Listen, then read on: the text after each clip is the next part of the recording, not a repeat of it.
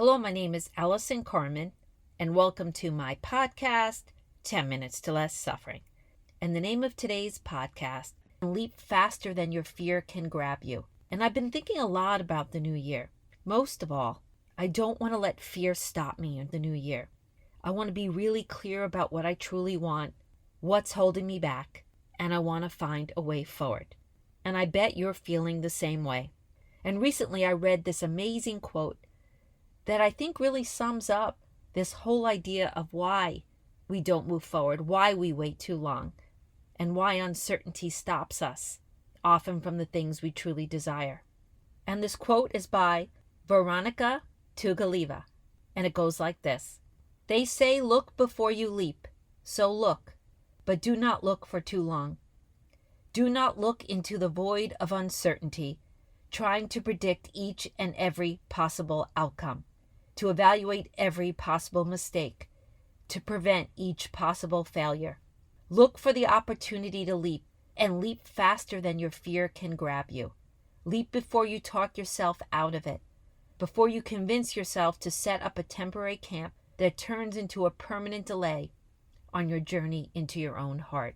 And when she said, leap faster than your fear can grab you, this really resonated with me because that's the thing that grabs us back.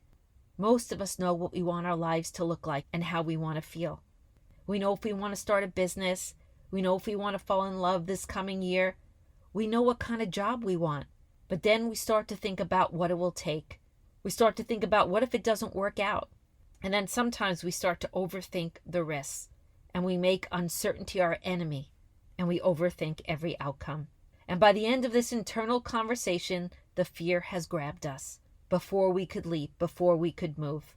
What we often forget is that if we make a mistake, if we take a risk that doesn't work out, why do we think that our lives are ruined? Why do we think that things are bad? Why do we think we can't get back on course? I have learned in my life that every pain has wisdom. Every mistake has another path. And sometimes leaping, even if you land in a place you're not happy about, it's often fertile ground to do something new. Years ago, this beautiful woman, Hillary, worked for me. And one day she came to me and said, I'm moving back to the Caribbean where I grew up, where I was born. I can't take it anymore. New York City is too hard. I have debt from going to school and I just want to leave. And I remember thinking to myself, what are you doing, Hillary? You didn't like the Caribbean. You left. Your new life is filled with opportunity.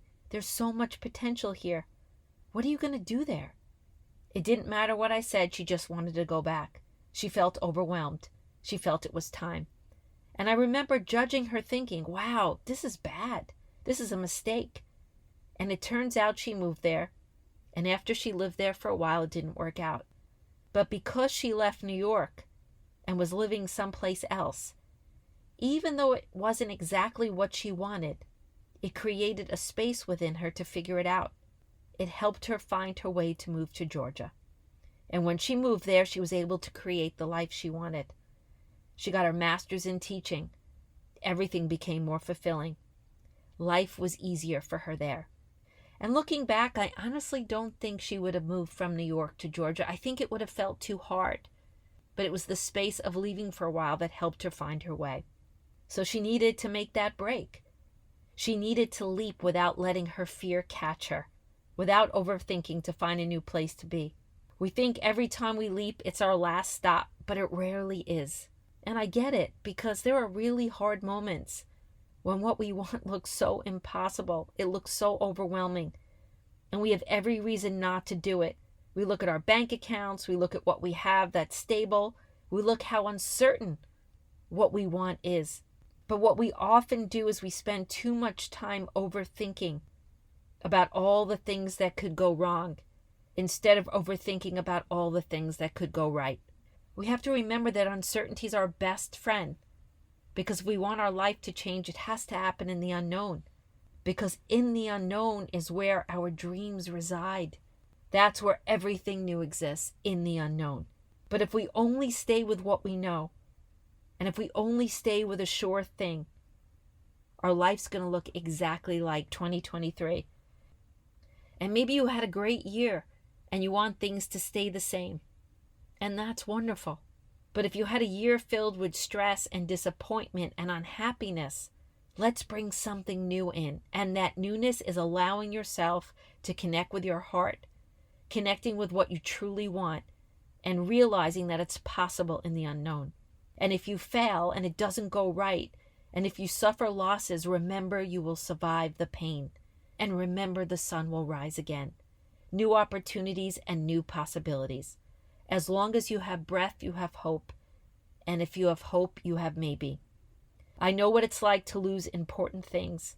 I know what it's like to be rejected. I know what it's like to fail, but I also know what it's like to be successful and to triumph, and to feel joy and to feel love. And all those things come with taking risks. They come with allowing yourself to dream really big, to be really honest about what you want in your life. Not what you think you could have, but what you truly desire. Because what you desire desires you. The thing that keeps you up at night, the thing that drives you mad, the thing that resides so deep in your heart that you want so badly. Make a plan and take a risk. Don't overthink it. Of course, if we're starting a business, we need a business plan.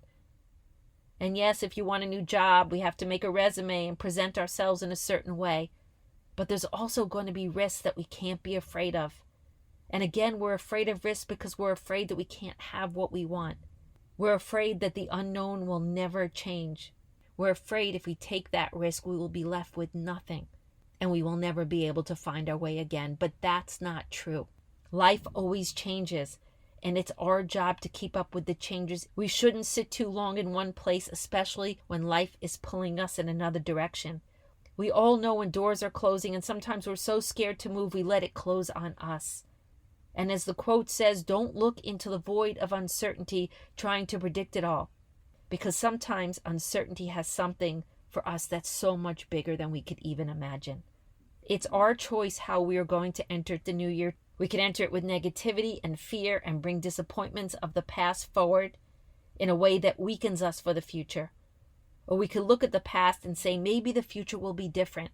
Maybe I could build on what I've learned, and maybe as the world changes, I could show up and do the best I can. And what a beautiful way to start the new year, to wake up on January 1st and say, I am not going to let the past bog me down. And to wake up on January 1st and look at the new year as an open playing field with hope and possibility. And show up on January 1st with a list of dreams and resolutions. And stand tall and look this new year in the eye and say, here I am. I'm ready to let the fear not grab me. I'm ready to leap into this new year, to find the opportunities, to find the possibilities, to find what my heart desires, and to know that you have what it takes to be resilient and to be strong, and to weather any storm. And to remember to leap before our fear grabs us. And before I end this podcast, I also want to thank all my listeners from around the world. I pray and I hope that this podcast has helped you in some way over the past couple of years. And it continues to help you in the future. Because all of us have the potential to look into the unknown and see our ability to change, and see our ability for love, and see our ability to make our dreams come true. Because each day is filled with maybe and hope and miracles. And the truth is, for all we know, maybe the best is yet to come.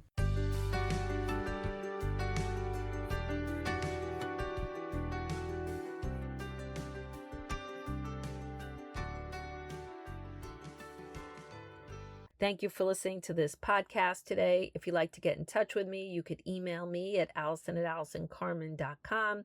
If you'd like to buy my books, The Gift of Maybe, A Year Without Men, or Maybe Everything is Okay, A Parent's Guide to Less Stress and Worry, you can find them on Amazon and all major audio platforms.